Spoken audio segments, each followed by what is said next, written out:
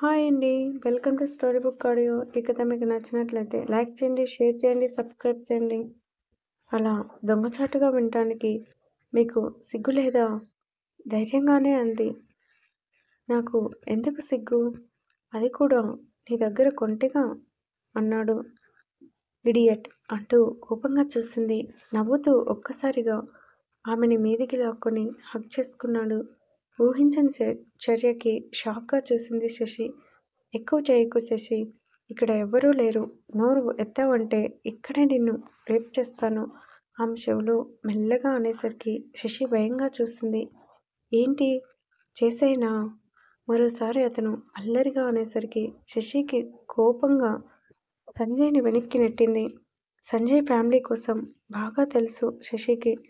సంజయ్ కిరణ్ చిన్నప్పుడు చదువులకు విదేశాలకి వెళ్ళటం, రాగానే బిజినెస్ స్టార్ట్ చేయటం వలన సంజయ్ కిరణ్ పెద్దగా తెలియదు శశికి. శశి కూడా విదేశాలకు వెళ్ళి చదువు పూర్తి చేసుకుని రీసెంట్గానే వచ్చింది ఇంటికి. కానీ భార్గవ్ కోసం ఎలా తెలుసు అంటే, చిన్నప్పుడు శరత్ కష్టాల్లో ఉన్నప్పుడు భార్గవ్ రావటం, అతనికి హెల్ప్ చేయటం అన్నీ చూసింది శశి. పైగా శరత్ కూడా భార్గవ్ హెల్ప్ చేశాడో చెప్పటం. ఇప్పుడు శరత్ తన కుటుంబం అంతా సంతోషంగా ఉంది అంటే దానికి కారణం భార్గవ్ అని తెలుసు. అందుకే సంజయ్ ఎన్ని వేషాలు వేస్తున్నా శశి అతన్ని ఎదిరించలేక మౌనంగా ఉంది. ఎక్కడైతే తమ గొడవల కారణంగా, ఎక్కడైతే శరత్ భార్గవ్ల ఫ్రెండ్షిప్ దెబ్బ తినింది అని కోపంగా చూసింది. సరదాగా టీచ్ చేశాను. నువ్వు శరత్ అంకుల్ అమ్మాయివి అని నాకు ముందే తెలుసు. సారీ శశి అంటూ చెవులు పట్టుకున్నాడు. శశి ఏం మాట్లాడలేదు. ఆ నొసలు చిట్లించి చూసింది. సారీ చెప్పాను కదా శశి, ఇంకా ఎందుకు అలా చూస్తున్నావు? నవ్వుతూ అన్నాడు. అతని నవ్వులో ఏముందో తెలియదు కానీ శశి కోపం ఇట్టే చల్లారింది. చేయాల్సిందంతే చేసి ఇప్పుడు సారీ చెప్తే ఎలా? రెండు చేతులు కట్టుకొని సూటిగా అడిగి, అంతలోనే నైట్ మీరు కావాలనే నాకు ప్రపోజ్ చేశారా? నువ్వు ఎలా అనుకున్నా పర్లేదు అంటూ నవ్వుతూ చూశాడు. ఇట్స్ ఓకే సంజయ్, మీతో మాట్లాడాలి అంది. ఏంటి? చేతిని జేబులో పెట్టుకొని సైట్ అంతా చూస్తూ, ఇక్కడికి నువ్వు ఎందుకు వచ్చావు? చెప్తాను. చాలా ఎండగా ఉంది కదా, ముందు కారు ఎక్కండి, కారులో కూర్చొని మాట్లాడుకుందాం.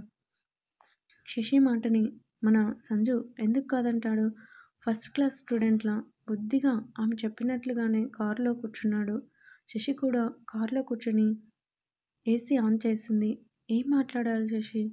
సంజయ్ గారు, ఆమె పూర్తి కాలేదు. కాల్ మీ సంజయ్ గారు అవసరం లేదు నవ్వుతూ అన్నాడు. సంజయ్, మీరు ఈ సైట్లో బిజినెస్ పెట్టాలని గట్టిగా నిర్ణయించుకున్నారా?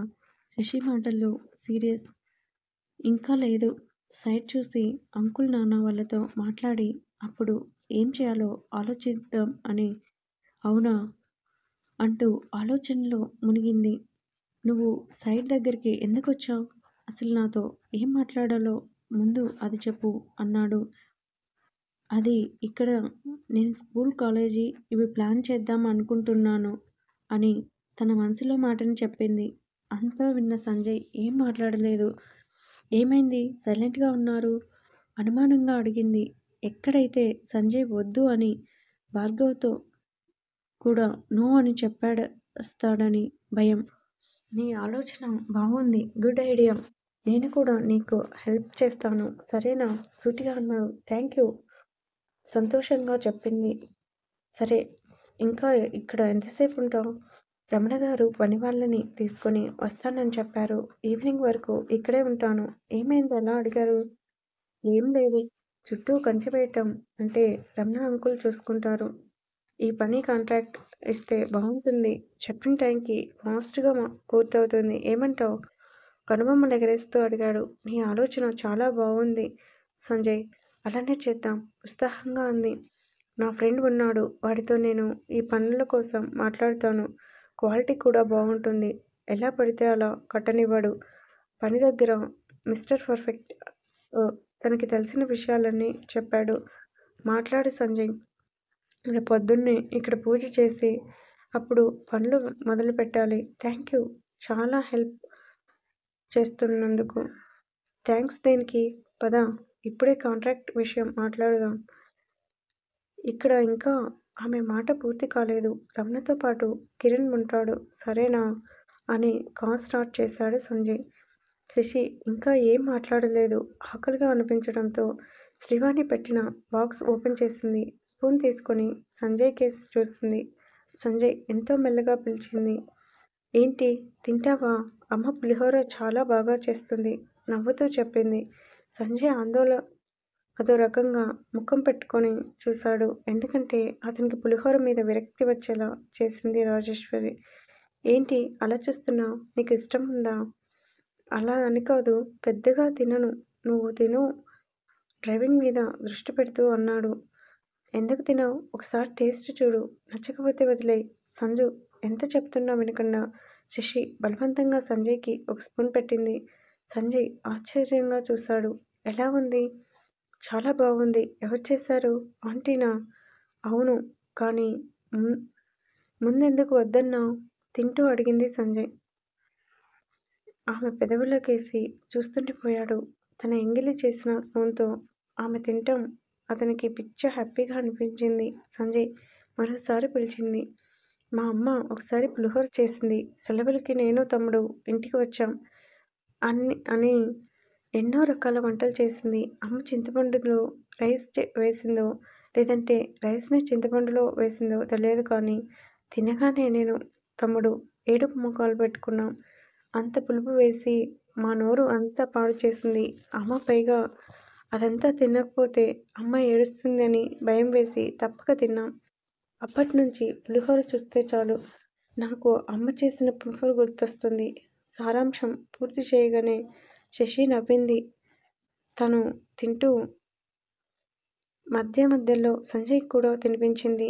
మధ్యలో సంజయ్ శశికి సైట్ కొడుతూనే ఉన్నాడు.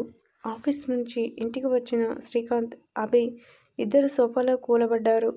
వచ్చారా అని సర్వెంట్ తెచ్చిన ట్రే తీసుకొని అభికి శ్రీకాంత్కి ముందు వాటర్ ఇచ్చి తర్వాత కాఫీ ఇచ్చింది. అమ్మమ్మ ఎక్కడ కనిపించడం లేదు, కాఫీ సిప్ చేస్తూ అన్నాడు అభి. ఇక్కడే ఉన్నాను నాన్న, రూమ్ నుంచి బయటికి వస్తూ అంది. ఏంటి ఇద్దరు అలా ఉన్నారు? ముఖంలో సంతోషం లేదు. లాస్ అయిన బిజినెస్నే కదా, ఎందుకు సర్వం కోల్పోయినట్లు అలా ఉన్నారు? ఎంత కష్టమైనా అభి తేలిగ్గా తీసుకుంటాడు. ఆ మాటకి శ్రీకాంత్తో పాటు సంగీత, జయంతి షాక్గా చూశారు. నీకు ఏం తెలీదు, నాన్న బిజినెస్ కోసం నీకు ఇంకా బాధ్యత అనేది నాన్న ఇవ్వలేదు కదా, అందుకే అలా అంటున్నావు. ముందు వెళ్ళి ఫ్రెష్ అవ్వు. సరే అమ్మ అని అభి తన రూమ్కి వెళ్ళగానే శ్రీకాంత్, ఏంటి అత్తయ్య? నేను ఒక మాట చెప్తాను వింటావా? సంగీత ఇచ్చిన కాఫీ కప్ తీసుకుంటూ అంది. ఏంటత్తయ్య? ఈ టైంలో మనం శరత్ హెల్ప్ తీసుకుంటే పైకి ధైర్యంగానే అడిగిన లోపల మాత్రం చాలా భయపడింది. శ్రీకాంత్ రియాక్షన్ ఎలా ఉంటుందో తెలియక, నాకు తెలుసు ఈ విషయం నీకు నచ్చదని, కానీ నువ్వు నా కూతురు, ఒకరి ముందు చేయి చావచటం కానీ తక్కువ అవ్వటం నాకు ఇష్టం లేదు. అందుకే నేను ఈ నిర్ణయానికి వచ్చాను. మనసులో ఉన్న మాటని బయటపెట్టింది జయంతి. మౌనంగా కాఫీ చిప్ చేస్తున్నాడు శ్రీకాంత్. సంగీత భయంగా చూసింది భర్త వైపు. ఏంటి అల్లుడు ఏం మాట్లాడావు? మరోసారి విషయాన్ని కదిలించి డబ్బు అనే పేరుతో సంగీత బ్రెయిన్ని ఎలా వాష్ చేసిందో శ్రీకాంత్ బ్రెయిన్ కూడా అలానే వాష్ చేసింది.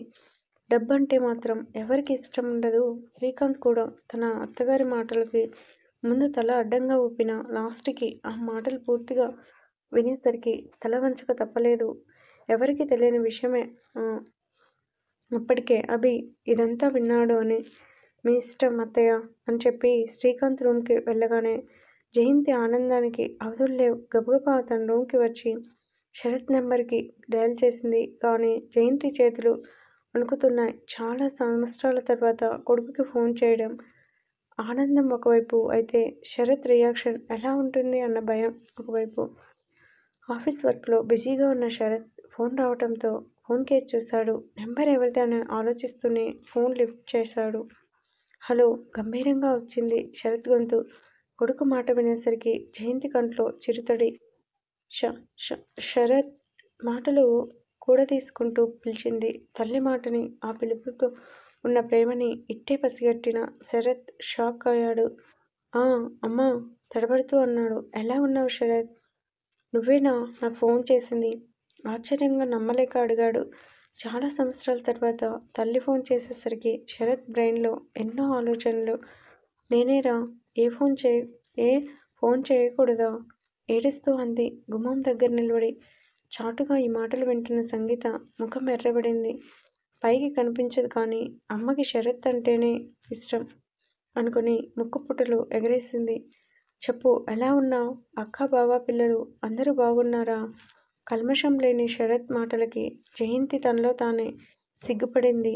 తను చేసిన తప్పు కళ్ళ ముందే కనిపించేసరికి లోపలే బాధని దిగమింగుకుంది. అందరూ బాగున్నారు. ఓ నాన్న, నువ్వు, శ్రీవాణి, నా మనమరాలు అందరూ ఎలా ఉన్నారు?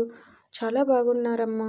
శశి అయితే అచ్చం నీలానే ఉంది అని కొడుకు అనగానే జయంతి తనలో తానే తెగ సంతోషపడింది.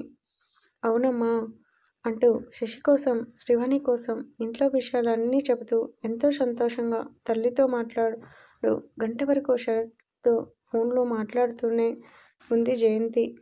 ఆ మాటలు, ప్రేమలు చూడలేక సంగీత కోపంగా తన రూమ్కి వెళ్ళింది. శరత్, ఏంటమ్మా? రేపు నేను ఇంటికి వస్తానురా. నిన్ను, నా కోడల్ని, శశిని చూడాలని ఉంది ఎంతో ప్రేమగా చెప్పింది. నువ్వు వస్తానంటే నేను ఎందుకు కాదంటాను అమ్మా? చాలా సంవత్సరాలు అయ్యింది నేను చూసి. రామ్మా ఎంతో ప్రేమగా అన్నాడు.